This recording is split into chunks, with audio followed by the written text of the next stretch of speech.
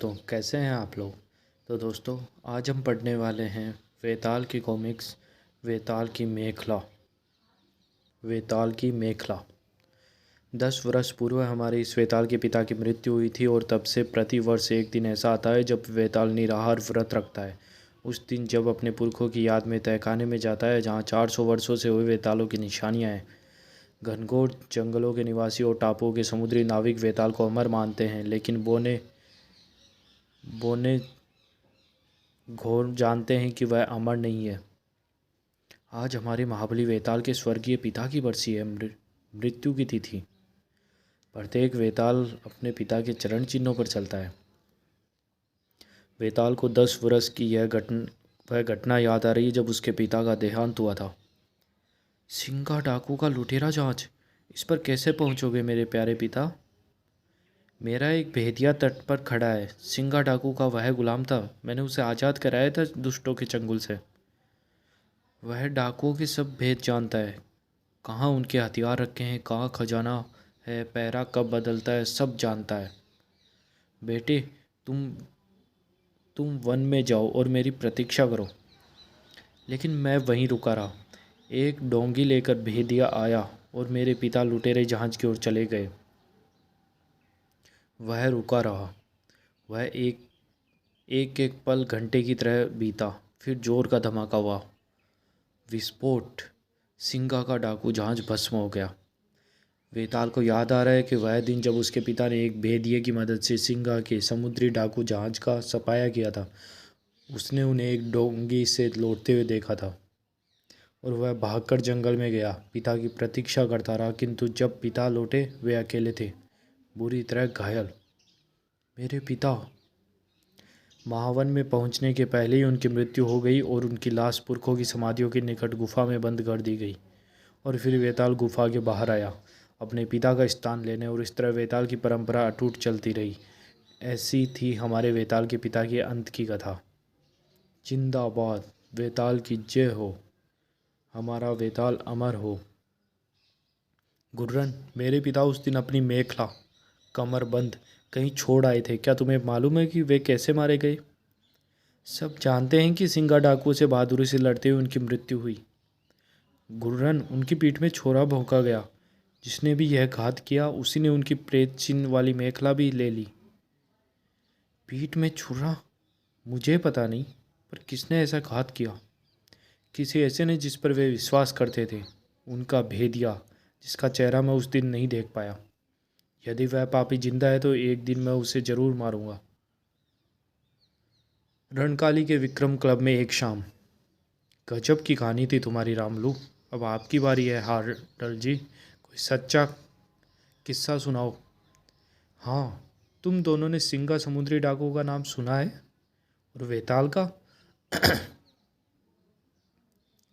सिंगा डाकुओं का नाम किसने नहीं सुना। कई वर्ष हुए उनके दल का ध्वंस हो गया, याद नहीं आता कैसे। और वेताल, वह कपोल कल्पना है, जंगली लोगों और समुद्री नाविकों की दंत कथा। होल्डर ने फिर पूछा, और गुल्लक द्वीप का नाम सुना है तुमने। 2 देशों के झगड़े के कारण उस द्वीप पर किसी का राज्य नहीं, किसी का शासन नहीं। कई वर्ष हुए मेरा जहाज़ तूफान में फंस गया और मजबूर होकर हमें गुल्लक द्वीप के किनारे लंगर डालना पड़ा। तुम सच सच गुल्लक द्वीप हो आए हो। मैंने सुना है वह बहुत ही भयानक स्थान है। वह संसार की सबसे दुष्ट जगह है। सिंगा डाकुओं के दल के ठगों का यहाँ राज है। गुल्लक द्वीप में बाहर के लोगों का जाना बहुत खतरनाक होता है। अभी आप भीमा से मिलेंगे। अच्छा, मिलूंगा भीमा से? किंतु यह भीमा कौन है, और वह वेताल कब आएगा। ठहरो, अभी सुनाऊंगा। चुप रहो रामलू, उसे अपना किस्सा सुनाने दो। रणकाली के विक्रम क्लब में कहानी आगे बढ़ी। गुल्लक द्वीप में कोई असली सरकार तो है नहीं, पुराने टापुओं का महाराज है और लुटेरों और हत्यारों का ही वह टापू है। हाँ, फिर क्या हुआ होल्डर, आगे सुनाओ। समुद्री डाकुओं का वह बहुत बड़ा गढ़ है और वहाँ किसी भी बाहरी आदमी का तन और धन सुरक्षित नहीं रह सकता। गुल्लक द्वीप बहुत ही बदनाम जगह है। वहाँ जुआर खाना है और तरह तरह के दुष्ट कर्मों का बाजार है। हम लोगों को वहाँ के दुष्ट डाकू सरदार भीमा के सामने ले जाया गया। होल्डर ने कहा, वहाँ इसी पापी का राज है। आइए, स्वागत है। जुआ खेलने वाले यात्रियों के यहाँ आने पर मुझे खुशी होती है। हम जुआ खेलने नहीं आए, तूफान में हमारा जहाज यहाँ रुकने को विवश हो गया। क्या तुम वैज्ञानिक हो या लेखक? चाहो तो मेरी जीवनी लिख डालो, बड़ा अद्भुत चरित्र है मेरा। आप अद्भुत व्यक्ति तो हैं, लेकिन मौसम सुधरते ही हमें यहाँ से चले जाना है, होल्डर ने कहा। भाई, उस डाकू की गड्डी में मुझे तो बड़ी घबराहट हो रही थी और डर भी लग रहा था उस दस्युओं से। तुम्हारे जहाज को यहाँ रुकने की फ़ीस देनी होगी, ₹1,00,000 प्रतिदिन। ₹1,00,000? यह तो बहुत ज़्यादा है, हम कहाँ से लाएंगे? उस कमरे की दीवार पर मैंने एक विचित्र चीज़ देखी। वह थी एक मेखला, बंदूक बांधने वाला कमरबट्टा, उस पर मूंड वाला चिन्ह था। मैंने भीमा से पूछा। भीमा मेरे पास आ गया और वह उस प्रेत चिन्ह वाली मेखला की ओर उंगली उठाकर बोला, कुछ लोग दीवार पर अपने मारे हुए शेर और भैंसों के मुर्दे सिर सजाते हैं। मैंने सब तरह का शिकार किया है, किंतु यह मेरा सबसे बड़ा शिकार है। यह कहते कहते डाकू भीमा के चेहरे पर एक अजीब सी परेशानी का भाव आ गया। वह वेताल की मेखला है, महाबली प्रेत की। सचमुच भीमा? लेकिन क्या वेताल नामक कोई व्यक्ति था भी? हाँ, वेताल था। सभी समुद्री नाविक यह बात जानते हैं। वह 400 वर्षों तक जिया, लेकिन फिर एक दिन, आगे नहीं बताऊंगा। जाओ, तुम्हें यह सिपाही ठहरने की जगह बता देगा। तुम्हारे रुकने की फ़ीस ₹1,00,000 रोज, होल्डर ने कहा। लुटेरे की फ़ीस की बात सोचकर हमारा दिमाग चकरा गया। बुरा हो उस तूफान का जो हमें वहाँ ले आया। दूसरे दिन जहाज़ का ढेरों सामान बेचकर हमने भीमा की फ़ीस चुकाई और गुल्लक द्वीप को प्रणाम किया। जान बची, लाखों फाये। होल्डर, इन दुष्टों ने सभी कुछ ले लिया, हाथ पैर भर छोड़ दिए। अरे कैप्टन, जान बच गई, यही क्या कम है? खूब था यह एडवेंचर होल्डर। तुम्हारा भाग्य अच्छा था कि सही सलामत गुल्लक से लौट आए। और भाई, उस डाकू भीमा की बात भी अद्भुत है, कोई शक नहीं। अच्छा, यह वेताल की मेखला की बात कैसे है? अरे बकवास है। भीमा पुराना समुद्री डाकू है। जंगलियों को की तरह ये भी अंधविश्वासी होते हैं। वेताल इन लोगों के लिए एक पुरानी मनगढ़ंत भयावी कहानी है। भीमा महज डोंग हाँक रहा था।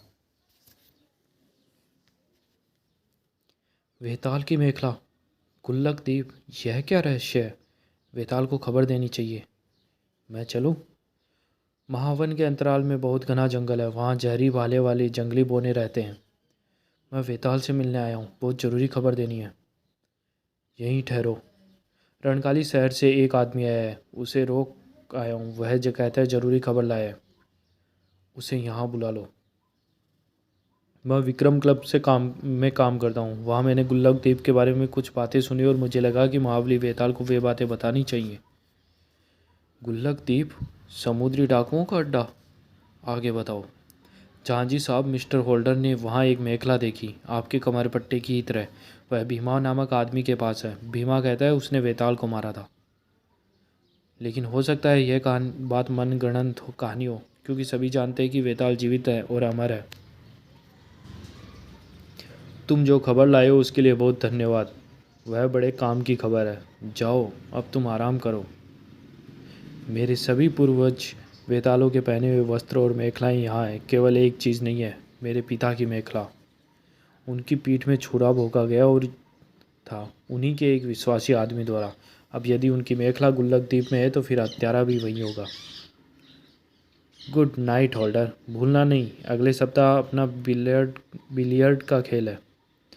भूलूंगा कैसे? अच्छा, दावत के लिए धन्यवाद, बहुत रात हो गई। होल्डर बिस्तर में पहुंचा। जमाई आती है। मैं थक गया हूँ। क्लब की वे भीषण कहानियाँ, किस्से और फिर अपनी आपबीती सुनाने के लिए प्रतीक्षा। अरे बाप रे, तुम कौन हो? तुम्हें क्या चाहिए? मुझे न तुम्हारा धन चाहिए न तुम्हारी ज़िंदगी। घबराओ नहीं मिस्टर होल्डर, मैं तुमसे थोड़ी सी जानकारी लेने आया हूँ। मैंने तुम्हारी गुल्लक द्वीप वाली घटना सुनी थी, और यह भी कि तुम वहाँ भीमा से मिले और उसने तुम्हें एक मेखला दिखाई। कैसी थी वह मेखला? तुमने कैसे सुना? जो मेखला मैंने देखी वह काले चमड़े की थी, 2 बंदूकों के लिए जेबें बनी थी। उस पट्टे के बीच में चांदी का एक मुंड था, जैसे कंकाल की खोपड़ी हो। भीमा ने बताया कि वह मेखला की वेताल की मेखला है। क्या इस पट्टे की तरह थी? अरे वाह, बिल्कुल ऐसी थी। लेकिन तुम कौन हो? वेताल वेताल तो कुछ है नहीं, जंगली लोगों का अंधविश्वास जरूर है। सुनो, जाओ मत, ठहरो।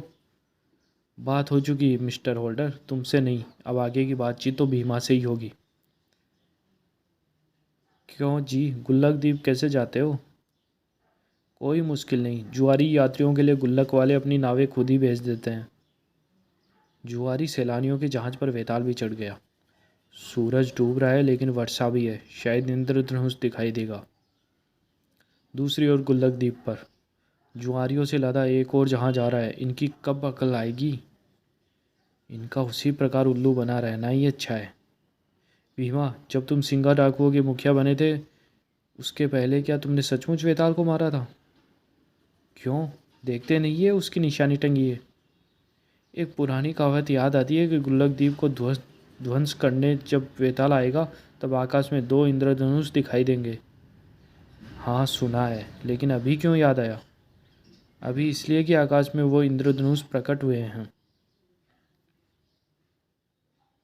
गुल्लक द्वीप पहुंचने पर, साफ जुआ खेलने का क्लब तो उस तरफ है। धन्यवाद, मैं जरा यूं ही पैदल घूमूंगा। ये ठग लोग यात्रियों से कैसी नम्रता से पेश आते हैं, वाह। सचमुच यह द्वीप हत्यारों और ठगों का स्वर्ग है। किसी का शासन नहीं, कोई कानून नहीं, जिसकी लाठी उसकी भैंस। मुझे इस व्यक्ति का पीछा करना चाहिए। कई देशों के जेलों से भागे हुए अपराधी इस द्वीप पर आ बसे हैं। यहाँ उन्हें कोई डर नहीं, यह अपराधियों का तीर्थ स्थान है। इनका नाश होना चाहिए। कहीं ऐसा ना हो कि जुआ कर खेल पहुंचने के पहले ही कोई दूसरा ठग इसका माल लूट ले। अरे वाह, यहाँ तो कदम कदम पर घूंसेबाजी और फौजदारी होती दिखाई दे रही है। दो इंद्रधनुषों की पुरानी कहावत से द्वीप के लोगों में काफ़ी घबराहट है। दुष्टों के दिमाग पिलपिलाए हुए हैं, बात बात पर लड़ते हैं। अरे साहब, यहाँ एक किस्सा मशहूर है कि जब गुल्लक का नाश करने वेताल आएगा तो दो इंद्रधनुष दिखाई देंगे। अच्छा, लेकिन यह वेताल आखिर है कौन? अरे कोई भी नहीं, एक वेताल था, वह मर चुका। लेकिन आप तो जानते ही हैं कि बिना पढ़े लिखे लोग कितने अंधविश्वासी होते हैं। उसे किसने मारा?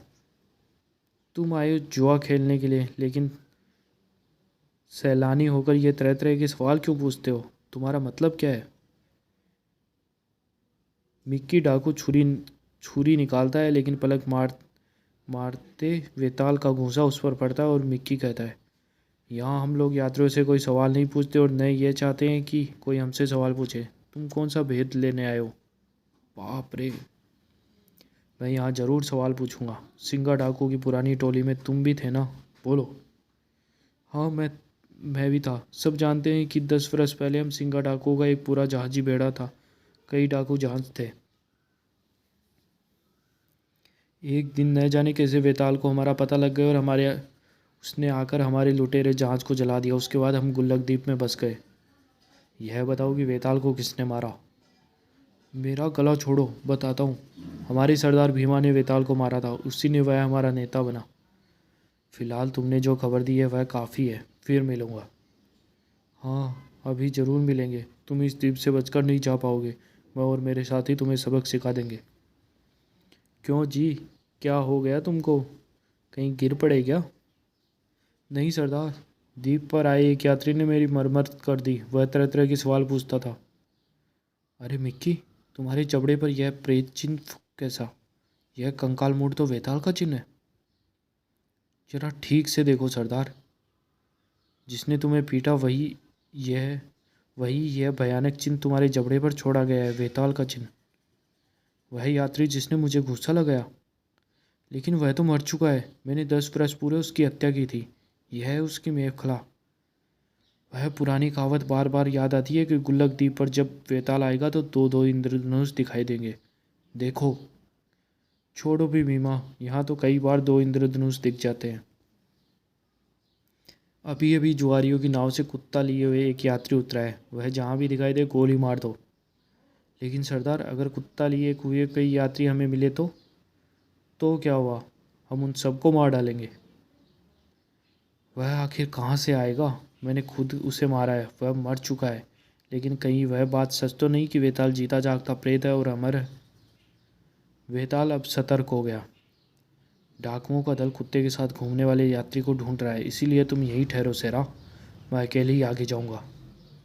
यह पुरानी कहावत मैंने भी सुन रखी थी कि गुल्लक द्वीप को ध्वंस करने जब वेताल वहां पहुंचेगा तो 2 इंद्रधनुष प्रकट होंगे। और रणकाली से नाव पर चलते समय मैंने मौसम के दफ्तर से जानकारी ली थी। उन्होंने बताया था कि आज गुल्लक द्वीप पर वर्षा भी होगी और धूप भी निकलेगी। भाग्य का खेल है कि 2 इंद्रधनुष भी निकल आए। वाह, पूरे द्वीप में हत्यारे मुझे ढूंढ रहे हैं, लेकिन मैं तो भीमा को चाहता हूँ, उस भीमा को जिसने मेरे पिता के साथ घात किया था। तुम्हें क्या वह कहीं मिला? अभी नहीं, लेकिन हम तुमसे कुछ बातें पूछना चाहते हैं भीमा।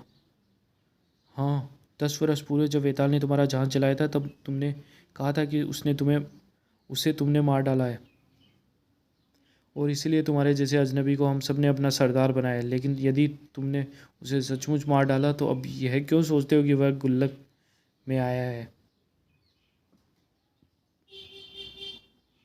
मैं नहीं जानता, लेकिन तुम्हारे मुंह पर जो प्रेत चिन्ह है वह उसी का है। मैंने उसे मारा था, यह मेखला उसका प्रमाण है। लेकिन हो सकता है कि वह अमर हो, यह भी हो सकता है कि वह जीवित प्रेत हो, पर मैंने उसे मारा था।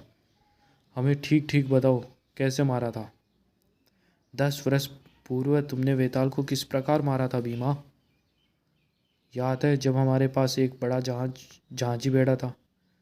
हाँ, और तुम उस पर झाड़ू लगाते थे।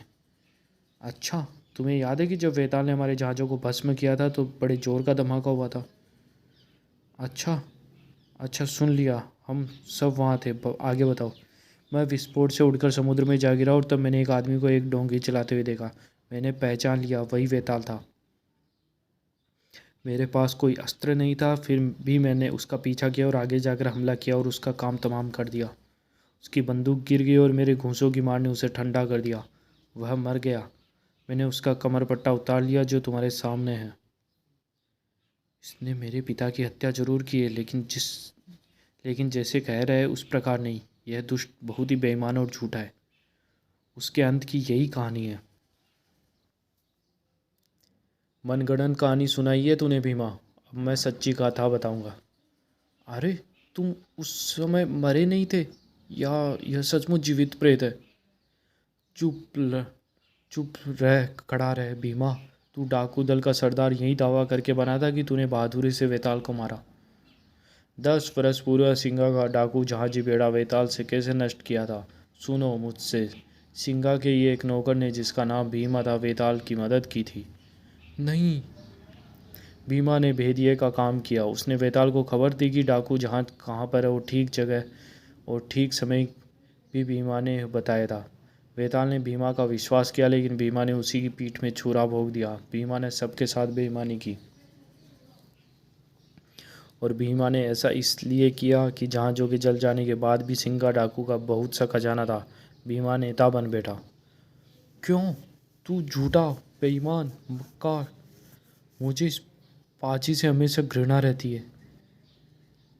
इसको सब बातें झूठी है मिक्की। नहीं नहीं, भीमा का न्याय तो मैं ही करूँगा। लेकिन ठहरो, अगर भीमा ने वेताल की पीठ में छुरा भोंका था, तुमने मार डाला, तो तुम कहाँ से आए? वेताल प्रेत है, जीवित अमर प्रेत। तुम क्या मरकर जी उठे हो मेरा संहार करने?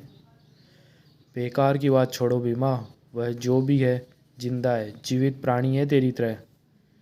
मेरे पिता की मेखला, मेरे पिता जिनकी पीठ में इस पापी भीमा ने छुरा भोंका था। मैं लौट कर आया हूँ और तुम्हें दंड देने भीमा, और इस गुल्लक द्वीप के पापाचार को नष्ट करने।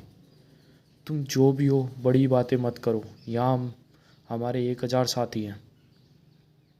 वेताल तेजी से वार करता हुआ छज्जे की ओर बढ़ा। दुष्टों की पूरी फौज मेरे पीछे है। पहले हम जाकर उसका काम तमाम करेंगे, फिर लौट कर तुम्हें ख़त्म करने आएंगे। दगाबाज, धूर्त, पाजी कहीं का। मेरे लिए तो भयानक संकट आ गया। गुल्लक के डाकुओं ने चारों ओर से वेताल को घेर लिया। सभी दिशाओं से दुष्ट चले आ रहे हैं, लेकिन यदि मैं इस छत की मुंडेर तक पहुंचूं तो? याद है वह पुरानी कहावत, जब गुल्लक को नष्ट करने वेताल आएगा तो 2 इंद्रधनुष प्रकट होंगे। देखो तुम्हारे सामने 2 इंद्रधनुष है और तुम्हारे जीवन का अंत भी। दूसरी ओर डाकुओं का सरदार भीमा की बुरी हालत है, भय और घबराहट से। एक और कुआं, दूसरी ओर खाई वाली स्थिति है। मैं तुम्हें दंड देने लौट आया हूँ भीमा। दगाबाज धूर्त, अपने ही साथियों के साथ भीमा वेताल से निपट ले, फिर आकर तुम्हें ख़त्म करेंगे। चाहे जो भी जीते, मेरी तो हार ही है। नहीं, मुझे कोई नहीं पकड़ पाएगा। यदि गुल्लक पर मेरा राज नहीं होगा तो किसी दूसरे का भी नहीं होगा। मैं जानना चाहता हूँ कि तुम हकीकत में हो कौन, लेकिन इसके लिए वक्त नहीं। मरो। पिस्तौल के घोड़े पर मिक्की डाकू की उंगली दबने लगी। उसी क्षण द्वीप की जहाज गोदी में बड़े जोर का विस्फोट हुआ। गुल्लक द्वीप के चारों ओर भयानक विस्फोट होने लगे। अग्निकांड, भूकंप, क्या है? लोग चारों ओर सड़कों पर निकलकर भागने लगे। भूचाल आया है, बम वर्षा हो रही है। द्वीप के तट पर खड़े जहाज लंगर उठाकर गहरे पानी की ओर भाग चले। मिक्की, यह सब क्या है? इस द्वीप में सिंगा सरदार के समय से ही विध्वंसकारी फौजी सुरंगों का जाल बिछा हुआ है। उनके विस्फोट का रहस्य केवल 2 ही आदमी जानते हैं, मैं और भीमा। यदि वेताल बच निकलता है तो वह मुझे मार डालेगा, और नहीं तो फिर मैं लुटेरे साथी मुझे मार डालेंगे। मैं सुरंग से द्वीप को ही उड़ा दूंगा। भीमा, तू यहाँ? मिक्की, मुझे कोई नहीं पा सकता। अब देख, कोठरी भी उड़ा देता हूँ। अंतिम भयानक विस्फोट। दूर समुद्र में एक बड़े सरकारी जहाज के अधिकारी ने गुल्लक द्वीप पर होने वाले विस्फोट को देखा। सरकारी जहाज द्वीप पर पहुंचा और उसके सैनिकों ने व्यवस्था स्थापित की। साहब, समुद्री डाकुओं का यह बहुत बड़ा पुराना गढ़ है। इसमें बारूद की सुरंगें बिछी हैं। कहते हैं भीमा नामक डाकू ने सुरंगों में यह सब ध्वंस किया। यहाँ उसका मकान था। कुछ डाकू साथी उसके साथ मारे गए, किंतु भीमा यहीं रहता था। आप क्या ढूंढ रहे हैं साहब? एक चीज़ ढूंढ रहा हूँ जो मेरी है। यहाँ है वह, पिता की मेखला। तुम्हारे हत्यारे का अंत हो गया, उसके साथी भी समाप्त हो गए। अब तुम्हारी आत्मा को शांति मिलेगी मेरे पिता। अजीब बात है, रात को गुल्लक द्वीप में चारों ओर यही अफवाह थी कि वेताल वहाँ आया था। इसकी पुरानी कहावत सुनी है, जब गुल्लक पर वेताल आएगा तब आकाश में 2 इंद्रधनुष प्रकट होंगे। सोचो, कैसे अंधविश्वास की बात है। हाँ, शायद अंधविश्वास ही है। तो दोस्तों, ये कॉमिक्स यही समाप्त होती है। धन्यवाद।